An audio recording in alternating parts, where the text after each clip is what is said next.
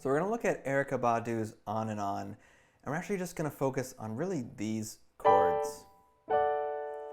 So actually I first heard this chord in Miles Davis's So What.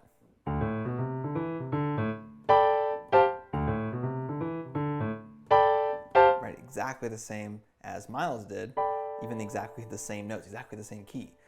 So what's going on here with this? What makes this chord so cool is that we're really combining two different techniques.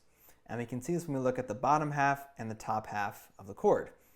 So starting with the bottom half, these three notes, we get what's called a quartal voicing, which is basically 2/4 stacked on top of each other.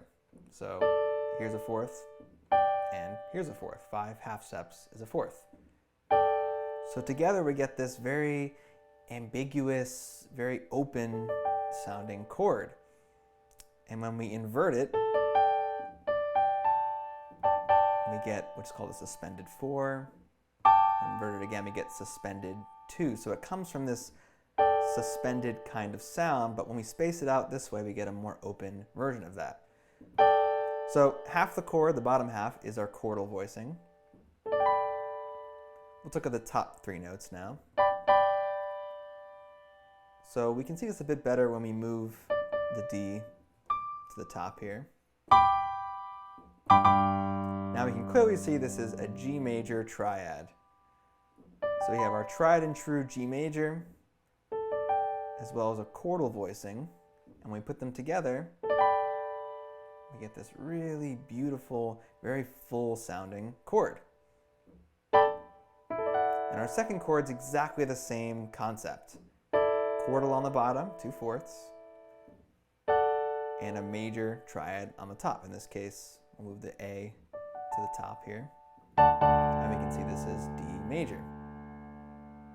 So quartal and a triad gives you these gorgeous chords. So we're going to use these two techniques now to embellish and improvise over what Erykah Badu created. So let's start with the triads. We're in the key of 2 sharps, so we're going to play all of the triads, all the free note chords in this key. And let's do it over the bass line. So if you'd like to play along with me, go ahead. Otherwise, just listen and get the feel of what this sounds like into your ears. So we're going to start with D major. Now E minor, F sharp minor,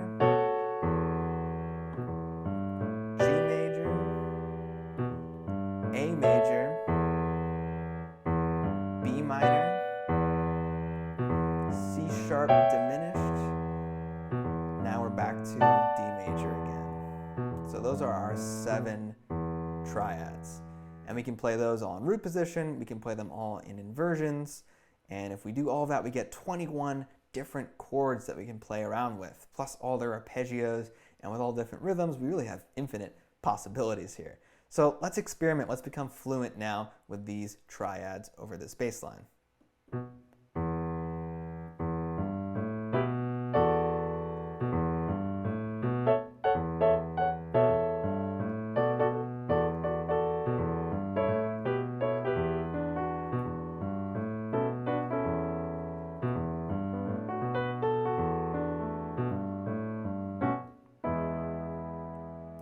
Changed keys there at the end.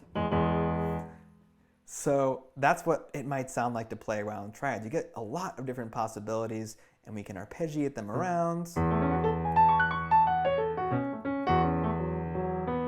or just play them like blocks. Right, so lots of different options there. Let's try quartal voicings next, so our 4th voicings.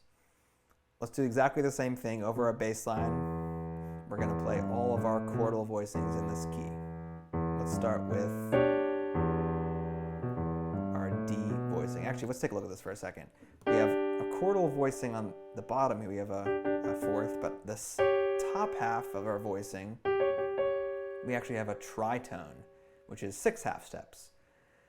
So if we want to stay within our key, sometimes we're going to get this tritone interval, and sometimes we're going to get this 4th interval, 5 or 6 half steps. So it'll be some combination of those 2 intervals, and we're going to move that up throughout this key. So it might sound like this. You can play along with me if you'd like.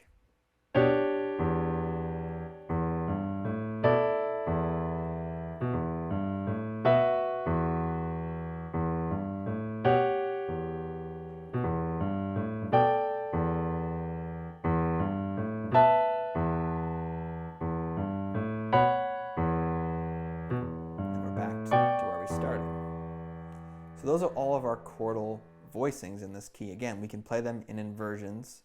So in this case, we can move the D to the top, get a nice crunchy voicing like that, put the G on the top.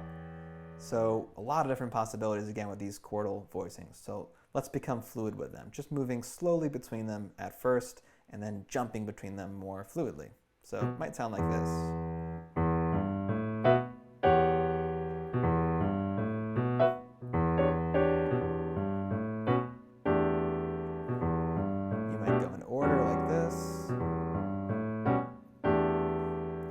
Jump. You might introduce new rhythms.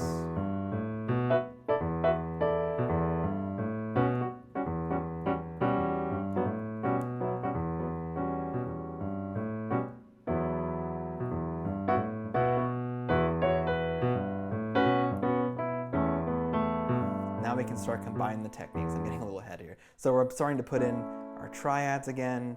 And actually, fourth voicings and triads can move very easily between each other.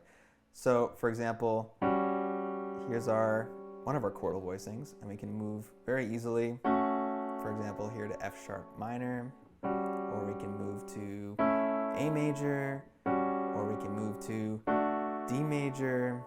So the voicings can move very fluidly between each other. So experiment with that, become fluent with it, and you might sound something kind of like this.